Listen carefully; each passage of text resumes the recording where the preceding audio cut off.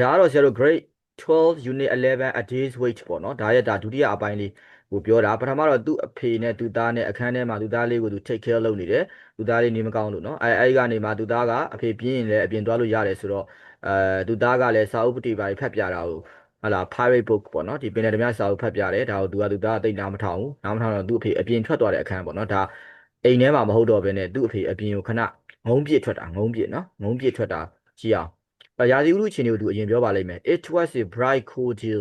နော် it was a bright cool day ဆိုတော့ bright ဆိုတာတောက်ပပြီးတော့ cool day ဟုတ်ပြီနော်အေးမြတဲ့အဲ့တော့ဒါကတော့တဲ့ကြည်လင်အေးမြတဲ့နေ့တစ်နေ့ပါပဲ bright ဖြစ်တယ်ဆိုတာ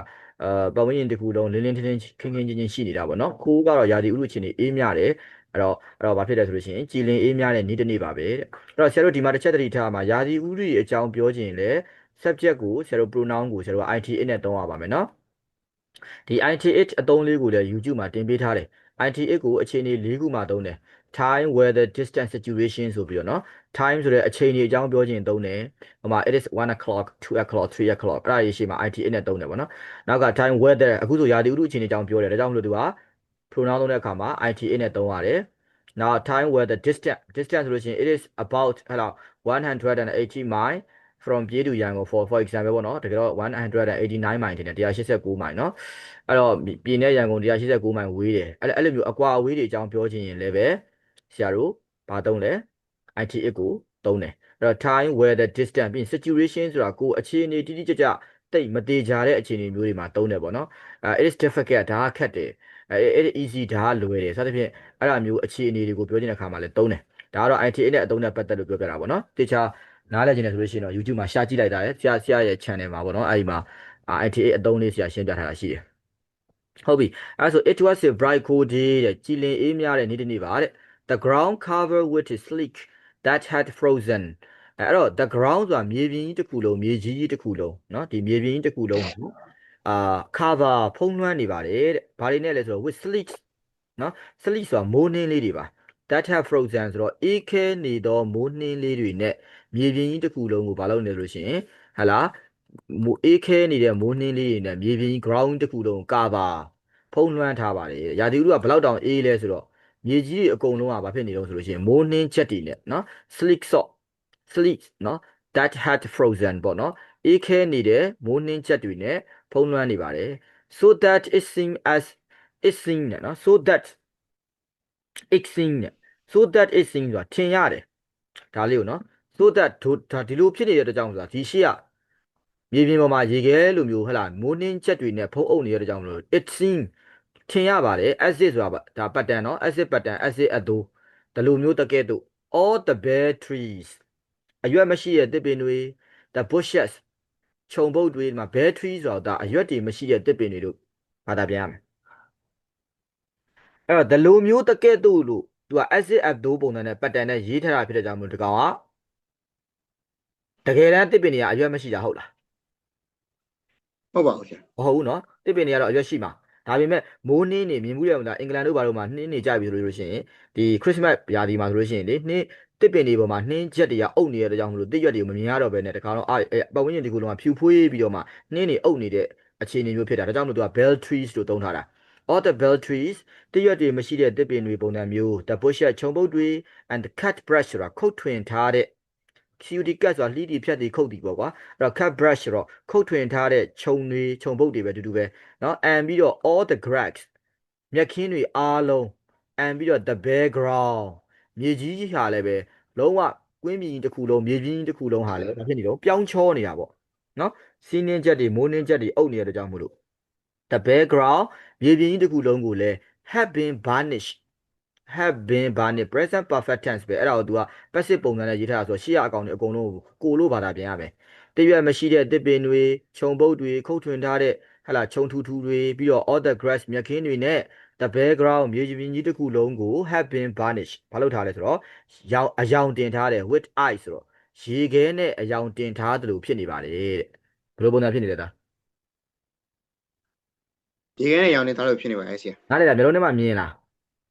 းမြင်တယ်နော်မျိုးလုံးထဲမှာဘယ်လိုမျိုးလို့ရှိရင်တစ်ပင်တွေအားလုံးပေါ်မှာလဲစီးနှင်းတွေဆိုပြတဲ့နှင်းချက်တွေနော်အဲ့ဒါတွေကြတယ်အဲ့တော့တစ်ရွက်တွေအစိမ်းတွေကိုမမြင်ရတော့ဘဲနဲ့ဖြူဖွေးနေမြေပြင်ပေါ်မှာလည်းပဲအဲ့လိုပဲမြေကြီးပေါ်တွေမြက်ခင်းပေါ်တွေမှာလည်းပဲ ဒီနှင်းတွေကြထားတဲ့အတွက်ကြောင့်မလို့အေးခဲနေတဲ့အတွက်ကြောင့်မလို့တခါလေရေခဲပြင်ချက်ကြီးလိုဖြစ်နေတယ်ပေါ့ကွာအဲ့ဒါကိုပြောထားတာဟုတ်ပြီ I took the I took တဲ့ကျွန်တော်ကတဲ့နော်ခေါ်သွားတယ်လို့ဒီမှာဘာသာပြန်ရမယ်နော်the Yan Iris setter လို့ဘာသာပြန်ရမယ် the Yan sorry I took the one on the glassy surface and the red dot splashed အော်ဒီနားမှာစာနည်းလေးကြံခဲ့တယ်ခဏလေးဆရာဒါလေးကိုနည်းနည်းပြန်ပြင်ဖို့လိုပါတယ်ပေါ့နော်โอเคအဲ့တော့ဆရာတို့ကြည့်ကြည့်အောင်ပေါ့နော်အဲ့တော့ပြန်ကြည့်ကြည့်အောင်ဒီမှာဘာပြောလဲဆိုလို့ရှိရင်I took ဆိုတော့ကျွန်တော်ခေါ်သွားခဲ့တယ်တဲ့ the Yan Iris setter Iris setter ဆိုတော့ကျွန်တော်က Iris အမဲလိုက်ခွေးကိုပြောတာပါနော်အမဲလိုက်ခွေးလေးပေါ့နော် Iris အမဲလိုက်ခွေးလေးကိုကျွန်တော်ခေါ်သွားခဲ့တယ်ဘာလို့ဖို့ခေါ်လာတာလဲဆိုလို့ရှိရင် for a little walk up and the road နော်လမ်းနည်းနည်းလောက်ရှောက်ဖို့ for a little walk up နော်လမ်းနည်းနည်းလောက်ရှောက်ဖို့ဘယ်မှာရှောက်ပါလဲ the road လမ်းမပေါ်မှာရှောက်မှာပေါ့နော်အဲ့လမ်း sorry လမ်းမပေါ်အထိအောင်လမ်းနည်းနည်းလောက်ရှောက်ဖို့အတွက် Iris အမဲလိုက်ခွေးလေးကိုသူခေါ်လာခဲ့တယ်and ပြီးတော့ round a frozen creek အဲ့မှာ frozen creek ဆိုတာလေးကိုမှတ်ထားပါတော့အေးခဲနေတော့ချောင်းကလေးရေတွေခဲသွားတာချောင်းပေါ်မှာချောင်းထဲမှာစီးနေတဲ့ရေတွေကရာသီဥတုဆိုးလွန်းကြီးလို့ခဲသွားတာပေါ့နော်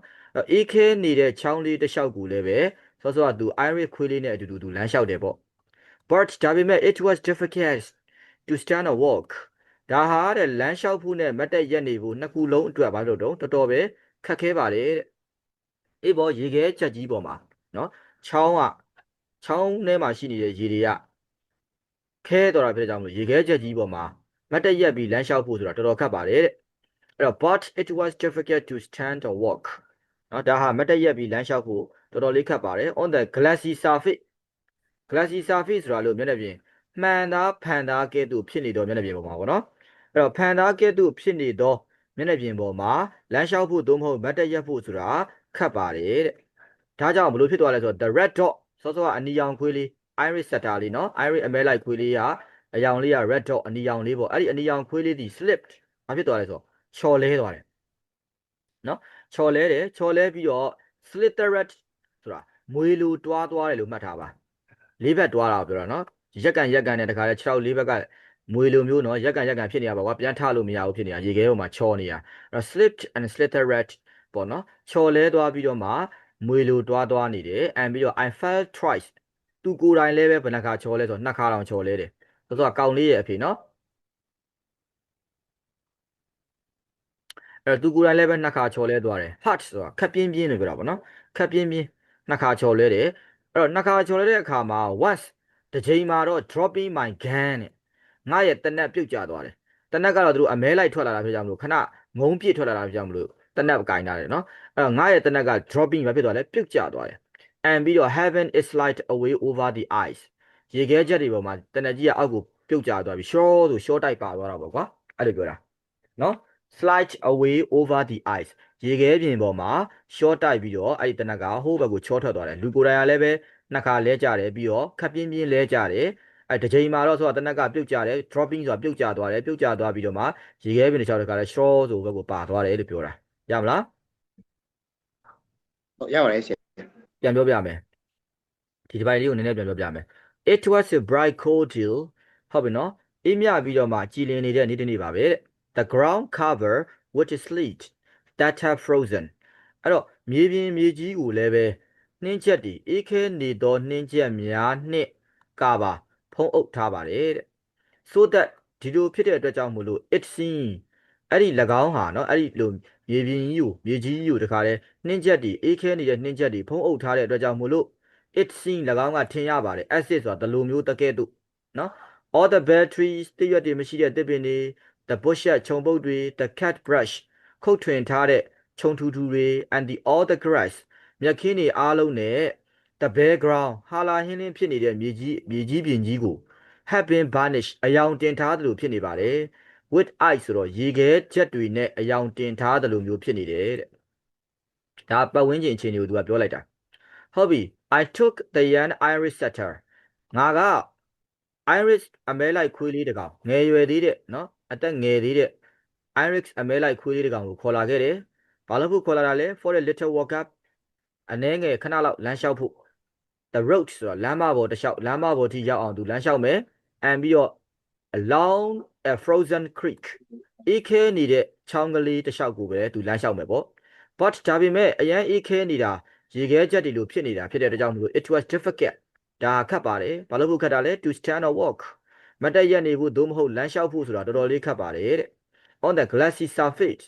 နော်ဖန်သားကဲ့သို့ဖြစ်နေသောမျက်နှာပြင်ပေါ်မှာမတ်တက်ရက်နေဖို့လမ်းလျှောက်နေဖို့ဆိုတာတော်တော်လေးခက်ပါတယ် and ပြီးတော့ the red dot ဆိုတော့ပြောတဲ့အနီရောင်ခွေးလေးဟာ slit and slather red ပထမဆုံးချော်လဲတယ်ချော်လဲပြီးတော့ slather red လက်ငါခြေလက်တွေကတခါလဲရက်ကန်နဲ့မွေလိုမျိုး slather red နော်တွားတွားနေတယ် and ပြီးတော့ I fell twice ဆိုတာငါကိုယ်တိုင်လဲဘယ်နှခါချော်လဲလေနှစ်ကြိမ်ပေါ့ twice ဆိုတာနှစ်ကြိမ်ချော်လဲကြတယ်နှစ်ကြိမ်လုံးက hard ပြင်းပြင်းထန်ထန်နော်ခပ်ပြင်းပြင်းလေးချော်လဲလိုက်တယ်အဲ့တော့ once တစ်ကြိမ်မှာတော့ dropping my gun ငါရဲ့တနက်ကပြုတ်ကျသွားပြီးတော့ and having it slide away over the ice ရေခဲပြင်ကြီးတစ်ချောက်ကို straw ဆို slide away ဆို short တိုက်ပြီးတော့နော်ပါသွားပါဖြစ်ပါတယ်တဲ့ဒါဆိုဒီ device ကလေးရမလား ဟုတ်ရပါတယ်ဆရာ โอเคဟုတ်ပါပြီเนาะဒါဆိုကျွန်တော်နောက်တစ်ပိုက်ကိုသွားမှာပေါ့เนาะโอเคဟုတ်ပြီเนาะအဲဆိုရင်ကျွန်တော်ဒုတိယအပိုက်ကိုကြည့်အောင်ဒုတိယအပိုက်မှာ we flash fish ဖြစ်နေပါပြီf line ဒီဟာ fish မဟုတ်ဘူးเนาะ flash လို့ပြောတာ f l u s h e d ပေါ့ f l u s h e d เนาะဒါလေးတစ်ချက်ပေါ့เนาะ f l u s h e d ပါ flash ပါ flash ဆိုတာဘာလဲဆိုလို့ရှိရင်6လှန့်ပြီးတော့ထုတ်လိုက်တယ်ဆိုတဲ့အဓိပ္ပာယ် a covey or quill เนาะ quill ဆိုတာငုံဒီက covey နဲ့တွားတွေ့လိုက်တော့ငုံအုပ်တအုပ်ဟုတ်ပြီเนาะအဲ့တော့ကျွန်တော်တို့ဒီငုံအုပ်တအုပ်ကို6လှန့်ထုတ်ခဲ့တယ်သူကဒီမှာ we လို့သုံးထားတာကတော့သူ့ရဲ့ဘေးမှာဆိုတော့ဆော iris sector လို့ခေါ်တဲ့ iris အမဲလိုက်ခွေးလေးပါသေးရလေเนาะအဲဒါကြောင့် we flash a covey or quill ပေါ့เนาะကျွန်တော်တို့ဒီဘာဖြစ်လဲဆိုလို့ရှိရင်ငုံအုပ်လေးတအုပ်ကို6လှန့်ပြီးတော့ထုတ်ခဲ့ပါတယ် okay ငုံအုပ်ကလေးကဘယ်နားမှာရှိနေရလဲဆိုတော့ under a high clay bank အဲ့မှာ clay bank ဆိုတာเนาะဒီရှင်စေးကဘာလေးပေါ့เนาะ clay ဆိုတာရှင်စေးမြေကွာအဲ့ဒါကိုမှ bank BNK bank เนาะ bank ဆိုတာကျတော့ကဘာလေးပေါ့เนาะအဲ့တော့မြင်မာတဲ့ဒီရှိရ height ပါတယ်ဆိုတော့မြင်မာတဲ့ရှင်စေးကဘာလေးပြောချင်တာဒီမှာကြည့်ဒီလိုမျိုးခုံးလေးဖြစ်နေတာပြောတာပေါ့เนาะရှင်စေးကဘာလေးရှိမယ်တောင်ကဘာလေးပေါ့အဲ့ကဘာလေးရဲ့အောက်မှာရှိတဲ့ငုံတအုပ်ကိုကျွန်တော်တို့က6လှန့်ပြီးတော့ထုတ်ခဲ့ပါတယ်တဲ့ဟုတ်ပြီအဲ့ကဘာလေးကရှင်စေးလေးနဲ့ဒီတိုင်းလေးပဲလားဆိုတော့ဟိုကောင်လိုင်းကျသွားတာလားဟုတ်ပြီအဲ့တော့ဒီ clay bank လို့ခေါ်တဲ့ရှင်စေးကဘာလေးပေါ့နော်မြင်မာတဲ့ရှင်စေးကဘာလေးရှိတယ်အဲ့ဒီရှင်စေးကဘာကလေးက with overhanging brushed နော်ပြောချင်တာကသူကအဲ့ဒီကဘာလေးပေါ်ကနေဘာတွေကျနေသေးတယ်ဆိုလို့ရှိရင်ခြုံပုတ်ကလေးတွေနော် brush လို့ခေါ်တဲ့ခြုံနွယ်ပိတ်ပေါင်းလေးတွေက overhanging ဆိုတာတွဲလောင်းကျနေနော်ရှင်စေးကဘာလေးရှိတယ်မြင်မာတဲ့ရှင်စေးကဘာလေးရှိတယ်အဲ့ဒီကဘာလေးမှာကဘာလေးပေါ်ကနေပြီးတော့မှတခါလဲဘာလေးတွေတော့ခြုံနွယ်ပိတ်ပေါင်းလေးတွေ brush လေးတွေပေါ့နော်ဒီခြုံလေးတွေအဲ့ခြုံလေးတွေကဘာဖြစ်နေလဲဆိုလို့ရှိရင်အပေါ်ကနေအုပ်မိုးထားတယ် overhanging ဆိုတာတွဲလောင်းကျပြီးတော့အုပ်မိုးထားတယ်အဲ့ဒီအောက်ကလေးတွေမှာဘာလေးတွေရှိတော့ငုံလေးတွေရှိတယ်နော်ငုံလေးအုပ် ဟုတ်လေးရှိ ရှိတယ် ဟုတ် အဲ့ဒီငုံအုပ်ကလေးကို quill လေးကိုနော်သူဘာလုပ်ထားလဲဆိုလို့ရှိရင် flash ပေါ့နော်6လန့်ထုတ်ခဲ့ပါတယ်and ပြီးတော့ IK2 တဲ့ဘာလဲလဲ IK2 နှစ်ကောင်ကိုကျွန်တော်တက်လိုက်တယ်ဟုတ်ပြီနော် အော်တက်လိုက်တယ် ကျွန်တော်တက်လိုက်တယ် as they went out of the site သူတို့ဒီမြင်ကွင်းထဲကနေပြန်ထွက်သွားတဲ့အချိန်မှာသူဟလာ over the top of the bank နော်ကဘာထိပ်ကနေပြီးတော့မှမြင်ကွင်းထဲကနေနော်ကဘာထိပ်မှမြင်ကွင်းထဲကနေပြီးဖြစ်နေတော့ပြန်ထွက်သွားတဲ့အချိန်မှာဆိုတော့ပြောတယ်သူနှစ်ကောင်ဘာလုပ်လိုက်တော့တက်လိုက်ပါတယ်တဲ့ some of the quill lit in trees တဲ့ဟောတော့သူ6လန့်ထုတ်တဲ့အခါမှာစောစောကငုံတွေကတချို့ဒီ lit in trees တဲ့တွေ့လားအဲ့တော့ lit ဆိုတာပြန်တက်သွားတာ ဟုတ် ဒီ lit ဆိုတာပြန်တက်သွားတယ်နော်ဘယ်နားကိုလဲဆိုလို့ရှိရင် in trees တစ်ပင်တွေပေါ်ကိုပြန်တက်သွားကြတယ်အရင်အမြင်ကြီးတော့မဟုတ်ဘူးပေါ့ဒါရယ်နော်ခြုံပုတ်အမြင်ခြုံပုတ်လေးတွေတစ်ပင်တေးသေးလေးတွေပေါ့နော်lit the tree lit in trees နော်တစ်ပင်တွေပေါ်ကိုပြန်တက်သွားတယ် but ဒါပေမဲ့ most of them စောစောကငုံအနေကအများစုကတော့ scatter ဆိုတာပြန့်ကျဲသွားတယ်တကောင်နဲ့ဟိုတကောင်ဒီကောင်ပြေးသွားတာပေါ့6လက်လိုက်တော့နော် scatter ပြန့်ကျဲသွားတယ် into the brush pile နော် bushes ပေါ့နော်ဒီဒါကတော့ brush ပါ sorry brush pile ပြောချင်တာဗာလေးလဲဆိုလို့ရှိရင်ကျတို့ခြုံပုတ်လေးတွေပေါ့နော်ခြုံပုတ်လေးတွေတဲကိုဟိုတစုဒီစုနဲ့တခါလေဟလာ it was ဘာဖြစ်သွားလဲဆိုလို့ရှိရင် scatter ပြန့်ကျဲသွားတယ်နော်ဟိုတအုပ်ဒီဟိုတကောင်ဒီကောင်ပြေးဝင်သွားတယ်ခြုံပုတ်တွေတွေကိုand ပြီးတော့ it was necessary တဲ့အဲ့တော့လိုအပ်လာပါပြီတဲ့ခြုံပုတ်တွေအောက်ထဲကိုဝင်သွားတာနော်ငုံနေရအဲ့တော့ it was necessary လိုအပ်လာပြီဘာလို့ဖို့လိုအပ်လာလဲဆိုတော့ to jump on the ice coated mount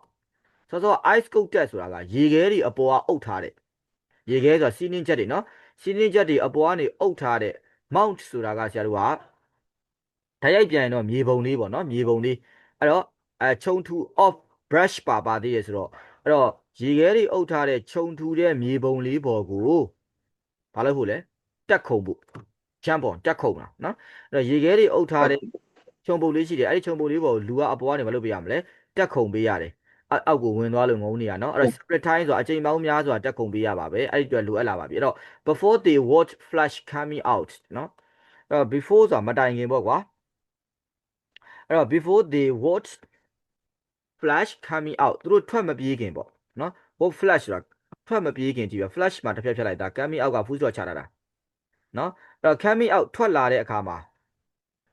while you were နော် put unsteadily on the ice တွေ့လားအဲ့တော့ဘာဖြစ်လဲဆိုလို့ရှိရင်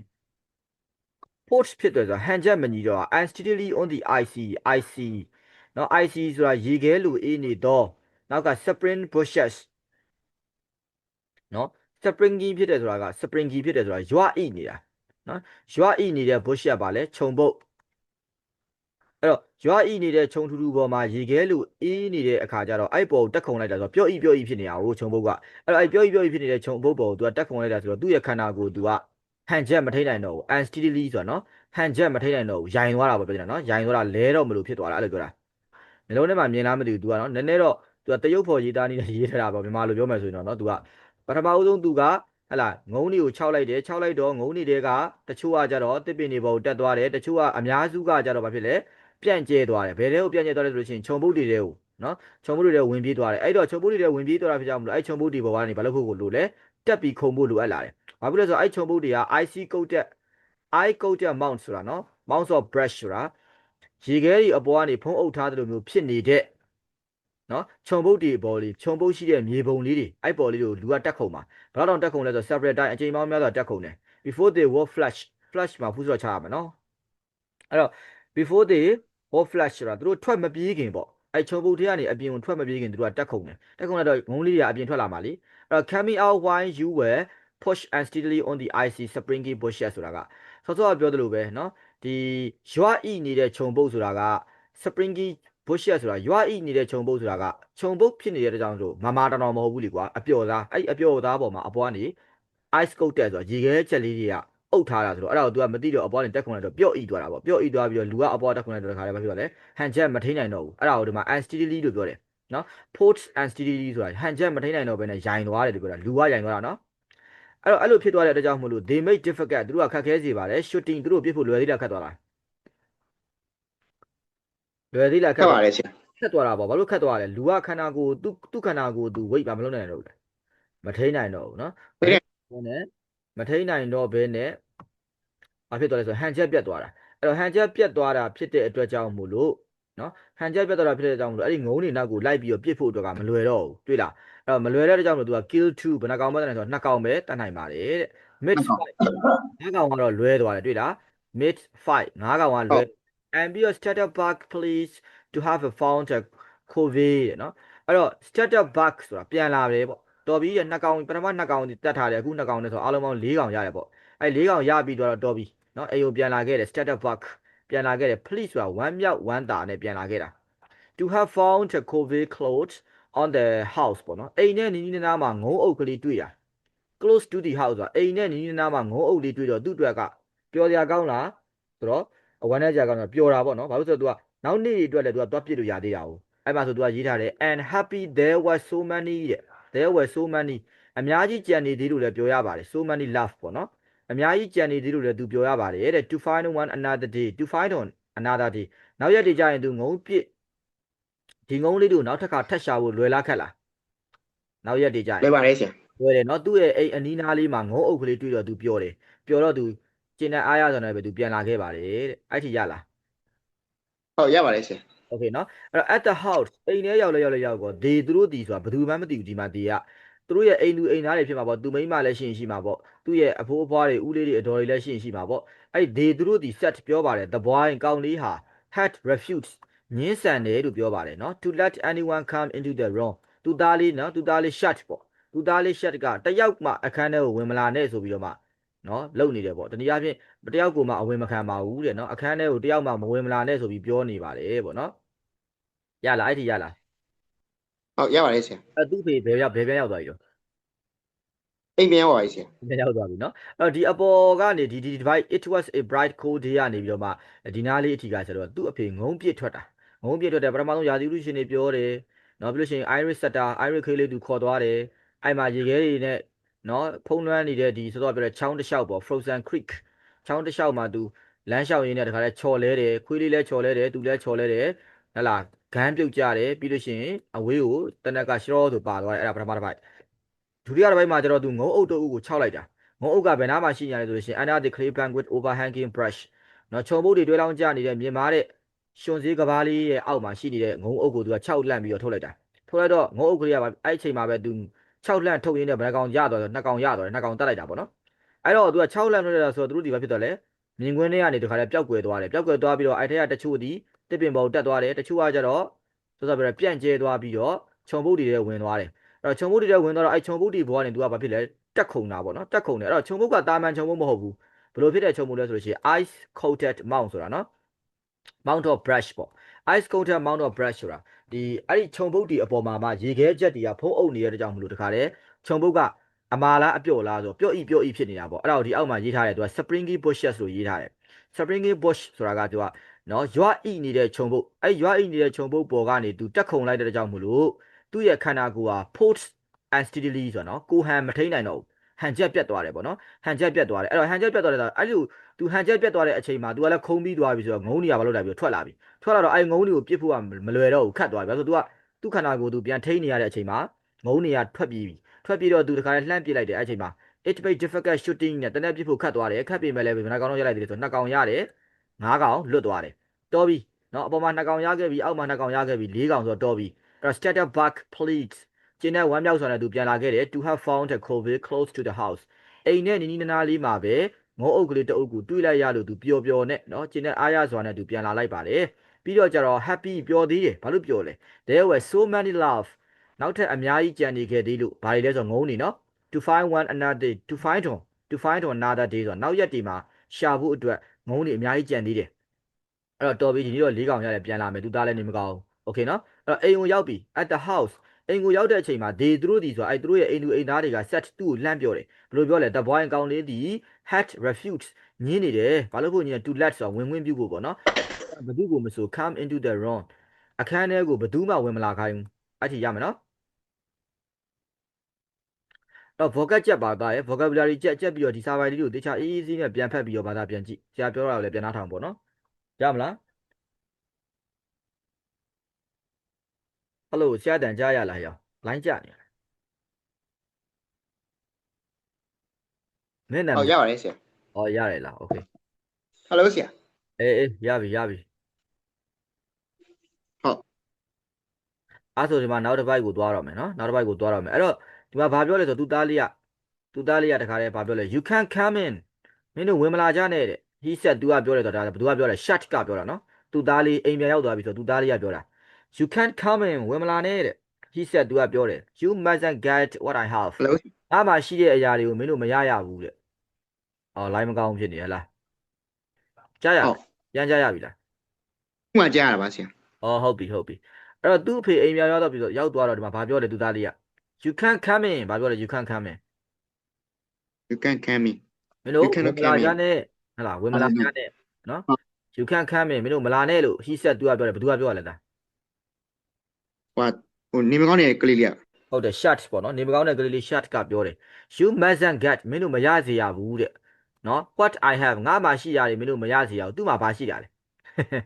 ဖျားနေတာနော်အဖျားအဲ့တော့ तू ကဖျားနေတယ်ကွာအဲ့တော့အခန်းထဲကိုဝင်လာရင်သူများတွေကိုအဖျားကူးမှဆိုလို့ what I have ငါမှရှိတဲ့အရာတွေမင်းတို့မရစေရဘူးဆိုတာပြောချင်တာငါရှိရအဖျားတွေမကူးစေနဲ့မကူးစေခြင်းဘူးပေါ့အဲ့ဒါကြောင့်မလို့တယောက်မှငါအခန်းထဲဝင်မလာနဲ့ဆိုပြီး तू ကပြောနေတာအဲ့ဒါနဲ့သူ့အဖေကဘာဖြစ်လဲငါဒီဆိုတာသူ့အဖေပေါ့နော်သူ့အဖေက one tap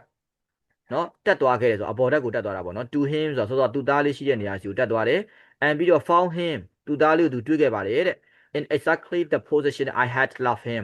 သူ့ကိုငါခြံထားခဲ့တဲ့ပုံစံလေးအတိုင်းပဲနော်အဲ့ဒီဂရင်လေးပေါ်မှာပဲတခါလေပလက်ကလေးနော်အနေထားလေးနဲ့အဲ့ဒီအနေထားလေးနဲ့ပဲသူတွေ့တယ်တဲ့ white feet မျက်နှာကလည်းဖြူဖက်ဖြူဖြစ်နေတယ် but ဒါပေမဲ့လည်းဟလာ with the top of his cheek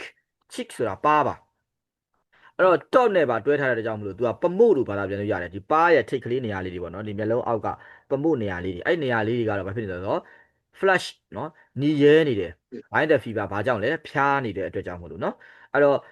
လူကတော့ तू အဲ့ဒီအိမ်ပေါ်ကိုပြန်တက်သွားတဲ့အချိန်မှာ तू သားလေးက तू ထားခဲ့တဲ့ပုံစံလေးတိုင်းပဲရှိနေပြီးတော့မျက်နှာကတော့ဖြူဖက်ဖြူရောဖြစ်နေတယ်ဟုတ်လားနော်ဒါပေမဲ့လည်းမတူတာကဘာလဲဆိုတော့အဖျားတက်လန်နေတာဖြစ်တဲ့ကြောင့်မလို့ပမိုလေးတွေကဘာဖြစ်နေဆိုတော့ရဲနေတယ်ပေါ့နော်မျက်နှာပါးလေးနှစ်ဖက်ကပမိုလေးတွေကဘာဖြစ်နေဆိုတော့ရဲနေတယ်တဲ့ပြီးရင် staring still ငြိမ်ငြိမ်လေးနဲ့ငေးကြည့်နေတယ်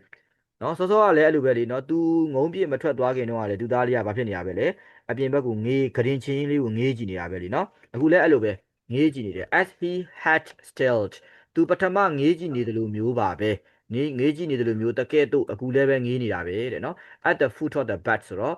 အိပ်ယာရဲ့ဂရင်ရဲ့ခြေရင်းသားလေးကိုငေးပြီးတော့ကြည့်နေပါတယ်တဲ့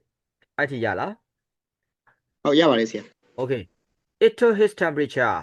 sorry I took his temperature ငါကသူ့ရဲ့ကိုယ်အပူချိန်ကိုတိုင်းခဲ့တယ်တဲ့သူ့အဖေကသူ့သားလေးရဲ့ကိုယ်အပူချိန်ကိုတိုင်းကြည့်တာအဲ့ထိရလား ဟုတ်ရပါတယ်ဆရာ okay နော် I took his temperature ငါသူ့ရဲ့ကိုယ်ပူချိန်ကိုတိုင်းခဲ့ပါတယ် what is it ဘလောက်လဲအဲ့သူသားလှမ်းမိတာပေါ့အဲ့ sometime sorry something like 100 100လောက်ပါပဲလို့ပြောတာနော်100လောက်ပါပဲလို့ I said ငါပြန်ပြောလိုက်တယ်ပြောနေတာသူသားလှမ်းမိတာပေါ့အဖေဘလောက်လဲကျွန်တော်ကိုယ်ပူချိန်ဘလောက်လဲအဲ့လိုမိတာပေါ့မိတဲ့အချိန်မှာသူ့အဖေကလည်းတိတိကျကျမဖြေတော့ဘဲနဲ့ဟလာတိုင်းပေါ့ပါပဲပေါ့ကွာ100လောက်ပဲရှိပါတယ်ကွာအဲ့လိုဖြေလိုက်တာအဲ့တော့တကယ်တော့100မဟုတ်ဘူးတဲ့ it was 102 100နဲ့2အန်ပြီးတော့4 times ပေါ့နော်၄ပုံတစ်ပုံအဲ့တော့102ဒီဂရီနဲ့၄ပုံတစ်ပုံလောက်ရှိပါတယ်တဲ့ကိုအပူချိန်ကနော်အတိအကျဆိုရင်102ဒီဂရီနဲ့၄ပုံတစ်ပုံရှိရပေါ့နော်ဒါပေမဲ့လည်း तू ကအဲ့လိုမျိုးအတိအကျမပြောတော့ဘဲနဲ့ဟာလား something like 100 100လောက်ပဲရှိတယ်ဆိုပြီးတော့ तू သားလေးကိုပေါ့ပါပဲပြန်ဖြေလိုက်တာအဲ့ဒါ तू သားကဘာပြန်ပြောလဲဆိုတော့ it was 102တဲ့ဟာတဲ့102မဟုတ်လားလို့ he said သူကပြောတယ်ပြောချင်တာတာမိုမီတာကိုလည်းမကြည့်ဘဲနဲ့ကလေးလေးကဘယ်လိုသိတော့102ဒီဂရီလားဆိုပြီးတော့သူသားလေးကပြန်ပြောတယ်နော်အဲ့တော့ ਨੇ သူ့အဖေကဘာပြန်ပြောမလဲဆိုတော့ကြည့်ရအောင်နော်ဘာပြန်ပြောမလဲဆိုတော့ who said so မင်းကိုဘယ်သူကပြောလဲပေါ့102လို့မင်းကိုဘယ်သူကပြောလဲပေါ့အဲ့လိုပြောလိုက်တာ who said so မင်းကိုဘယ်သူကပြောလဲတဲ့သူသားကပြန်ဖြေတယ် the doctor ဆရာဝန်ကပြောတာပေါ့တဲ့အပြောချင်တာဟိုးအပေါ်မှာတော့ဆရာဝန်ကသူ့အဖေကို102လောက်တော့ရှိရဲဆိုပြီးပြောသွားတာကိုသူသားလေးကဘာဖြစ်သွားလဲကြားသွားတာနော်ကြားသွားတာအဲ့ဒါကိုသူသားလေးကဘယ်လောက်ထားလဲဆိုတော့ကြားပါပါဆရာအေးသူသားလေးကမှတ်ထားတာပေါ့နော်အဲ့ဒါကြောင့် तू ကဘသူကပြောလဲလို့ပြောတယ်ဆရာဝန်ကပြောတာတဲ့ your temperature is still sorry your temperature is all right ဆိုတာအဆင်ပြေတယ်လို့ပြောတာဟဲ့အောင်မင်းရဲ့ကိုယ်အပူချိန်က102လောက်ပဲရှိရဆိုတော့အဆင်ပြေတယ် तू အဲ့လိုပြောတာ I said ငါကပြောခဲ့ငါကဆိုသူ့အဖေကပြောတာနော် it's nothing to worry about ဘာမှစိုးရင်ကြမရှိပါဘူးကွာတဲ့အဲ့ဒါ तू သားပြန်ပြောမယ် I don't worry ကျွန်တော်မစိုးရင်ပါဘူးလို့ he said तू ကပြောတယ် but ဒါပေမဲ့ I can't keep from thinking နဲ့အဲ့ဒါလေးမှတ်ထားပါI can't keep from thinking နော်ကျွန်တော်မတွေးဘဲနဲ့မနေနိုင်ဘူးလို့ပြောတာနော်သူတိတ်တော့မပူဘူးပေါ့ကွာနော်ဘာမှတော့မစိုးရိမ်ဘူးဒါပေမဲ့လည်းမတွေးဘဲနဲ့တော့မနေနိုင်ဘူးပြောနေတာငါဆက်မစင်းစားတော့ဘူးတဲ့ I can't keep from thinking တော်ပြီးတဲ့ကျွန်တော်ဆက်မစင်းစားတော့ဘူးတဲ့သူသားနော်ကျွန်တော်တွေးမနေတော့ဘူးတဲ့သူအဲ့လိုပြောတာတွေးမနေတော့ဘူးတဲ့အဲ့သူ့ဖေကတခါပြောတာ don't think အေးကွာတဲ့တွေးမနေနဲ့တဲ့ဆိုပြီးတော့ I said ကျွန်တော်ကပြောလိုက်တယ် just take it easy အဲ့ဒီလက်မှတ်ထားပါ just take it easy easy နေလို့ပြောတာနော် just take it easy AC နေစမ်းပါကွာတဲ့ဘာမှတွေးမနေနဲ့တဲ့မင်းအဖျား AC ပဲတဲ့သူကလည်းပြောတယ်နော်ဆိုတော့ဟိုကောင်ကလည်းပြန်ပြောတယ်သူသားက I'm taking it easy ဟုတ်ကဲ့ကျွန်တော် AC နေပါတယ်လို့ he said သူကပြောပါတယ်တဲ့ and ပြီးတော့ look straight ahead နော် look straight ahead ဆိုတာတခါလဲဘာလုပ်နေတော့ straight ahead ဆိုတာရှေ့တက်တဲ့ကိုကြည့်နေတာပေါ့နော်ရှေ့တက်တဲ့ယူကြည့်ပြီးတော့မှကြောင်တောင်ကြီးပေါ့သူသားဟုတ်ကဲ့ကျွန်တော်မတွေးဘဲနဲ့ AC နေပါတယ်ဆိုပြီးသူကပြန်ပြောတာပေါ့he was evidently holding tight onto himself about something သူ့ကိုကြည့်ရတာတဲ့တစုံတစ်ခုက holding tight ဆိုနော်တင်းတင်းကြပ်ကြပ်ကြီးနော်တခုခုကသူ့ကိုဟိုဘယ်ရမလဲတင်းတင်းကြပ်ကြပ်စုပ်ကင်ထားတယ်လို့မျိုးဖြစ်နေတယ်နော် himself ဆိုတော့သူကိုယ်တိုင် about something ပြောနေတာကွာလူတွေဟာတစုံတစ်ခုကိုအတွေးထဲမှာစိုးရိမ်စိတ်ပူပန်စိတ်တွေအများများနေလို့ရှိလို့ရှင်ဟုတ်လား ဘာဖြစ်နေလဲလူကိုကြည့်ရတာမတက်မတာကြီးဖြစ်နေတာပေါ့နော်တက်တောင့်တက်တာမရှိဘူးဖြစ်နေတာပေါ့အားကြောင့်မလို့သူကဘာဖြစ်လဲဆိုလို့ရှိရင် he was evidently holding tight onto himself about something ပေါ့သူကြည့်ရတာတစ်စုံတစ်ခုနဲ့ပတ်သက်ပြီးတော့တခါတည်းသူ့ကိုယ်သူနော်တင်းတင်းကြပ်ကြပ်စုပ်ကင်ထားတဲ့ပုံစံကြီးပေါက်နေတယ်တက်တောင့်တက်တာမရှိဘူးပေါ့ကွာအဲ့တော့သူသားက sorry သူ့အဖေကသူသားကိုဘာပြန်ပြောမလဲဆိုတော့ take this with water ဘာပြောရလဲ take this with water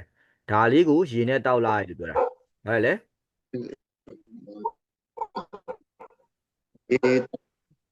ဒါလေးကိုရေနဲ့တောက်လိုက်လို့ပြောတာပေါ့နော်လိုင်းဖြစ်နေတယ်တင်တယ်ကွာနော်ကြားရဘူးလားကြားရလား ဟယ်လိုဆရာ อืม အခုမှကြားရတယ်ခဏကထည့်သွား ဟုတ်လား okay အဲ့တော့ဒီနားလေးကနေပြန်ပြောမယ်နော် I am taking it easy တဲ့ကျွန်တော်အေးအေးဆေးဆေးနေပါတယ်ဗျာတဲ့နော် he said သူကပြောတယ် and ပြီးတော့ I looked straight ahead ရှေ့တက်တဲ့ကိုပဲကြည့်နေခဲ့ပါတယ်တဲ့ it was evidently holding tight onto himself သူ့ကိုကြည့်ရတာတစ်စုံတစ်ခုကပေါ့နော်တင်းတင်းကြပ်ကြပ်စုပ်ကင်ထားတယ်လို့မျိုးဖြစ်နေတယ်ဘာလို့သူ himself ဆိုတာသူကိုယ်တိုင် about something တစ်စုံတစ်ခုနဲ့ပတ်သက်လို့ဆိုရင်သူ့ရဲ့အတွေးထဲမှာတစ်ခုခုတွေးနေတာနော်တက်တောင့်တက်တာမရှိဘူးသူသားလေးရဲ့ပုံစံကိုကြည့်ရတာအဲ့လိုဖြစ်နေတာအဲ့တော့သူ့ဖေကဘာပြောလဲဆိုတော့ take this with water ဒါလေးကိုရေနဲ့တောက်လိုက်ပါတဲ့ဆေးတိုက်တာနော်ဆေးတိုက်တာ take this with water ဒါလေးကိုရေနဲ့တောက်လိုက်တဲ့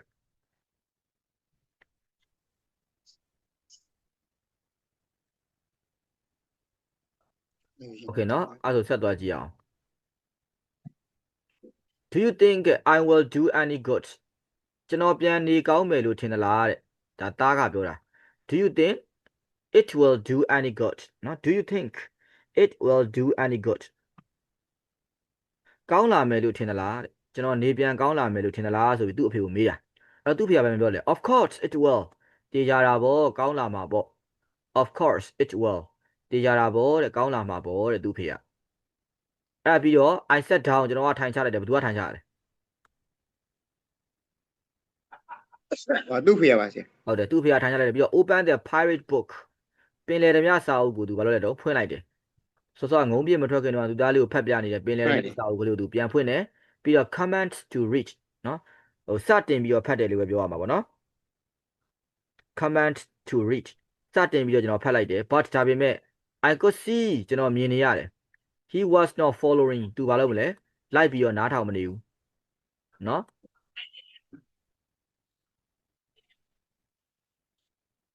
so ဒါကြောင့်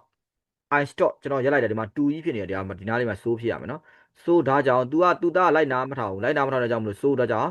I stop ကျွန်တော်ဆက်မဖတ်တော့ဘဲနဲ့ဘာလုပ်လိုက်တော့ရက်လိုက်တယ်ပေါ့နော်စာအုပ်ကိုဆက်မဖတ်တော့ဘူးဟုတ်ပြီအဲ့တော့ तू သားကဘာပြန်ပြောမလဲဆိုတော့ဘာထပြောလဲဆိုတော့ကြည့်အောင် what about what time do you think I'm going to die ဘယ်အချိန်လောက်ကြာရင်ကျွန်တော်တည်မယ်လို့အဖေထင်လဲတဲ့ဘာလဲလဲ ဘယ်အချိန်လောက်ကြာရင်ကျွန်တော်သိမလို့လို့ပြေးတယ်လေ အဲ့တော့ he asked သူကထမိတယ်နော်သူကဆိုင်းမစင်ပုံမစင်ထမိတယ်ဟဲ့လားအဖေကကျွန်တော်ဘယ်ချိန်လောက်တည်မယ်လို့ထင်လဲတဲ့ဆိုတော့ what သူ့ဖေကအန်ဩသွားတာဘာလဲတဲ့ဘာပြောတာတဲ့ about how long will it be before I die ကျွန်တော်မတည်ခင်ဘယ်လောက်ကြာကြာနေသွားရအောင်မလဲတဲ့နော် about how long will it be before I die ကျွန်တော်မတည်ခင်ဘယ်လောက်နေသွားရမလဲတဲ့ဆိုတော့ you aren't going to die နဲ့သူ့ဖေကပြန်ပြောတယ်ဟာဟဲ့မင်းမတည်ပါဘူးတဲ့ what's the matter with you မင်းဘာဖြစ်နေရလဲလို့ပြောတာပဲ what's the matter with you မင်းဘာဖြစ်နေတာလဲတဲ့သူသားကိုနော်ဟဲ့မင်းမသေးပါဘူးတဲ့မင်းဘာဖြစ်နေရလဲတဲ့အဲ့လိုပြောတာနော်သူသားကပြန်ပြောတယ် oh yes I am oh yes I am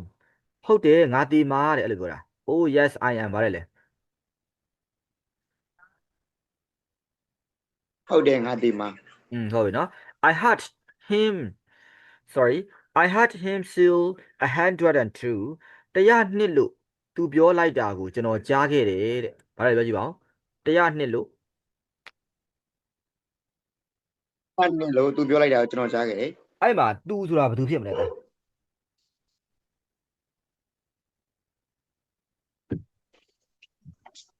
တရားဝင်လေတရားဝင်ကပြောသွားလေ102လို့ဟုတ်လားအဲ့ဒါအတန် तू ကကြားလိုက်တာအဖျားရဲ့ temperature ပေါ့နော်အပူချိန်ကိုယ်ပူချိန်102ရှိရဲဆိုတော့ပြောခဲ့တာကို तू ကကြားသွားတာနော် okay အဲ့တော့ သူ့အဖေကပြန်ပြောလိုက်တယ် people don't die with a fever of 102လူတွေဟာအဖျားလေး102လောက်ရှိုံနဲ့တော့မသေးပါဘူးတဲ့ ပြန်ပြောမယ်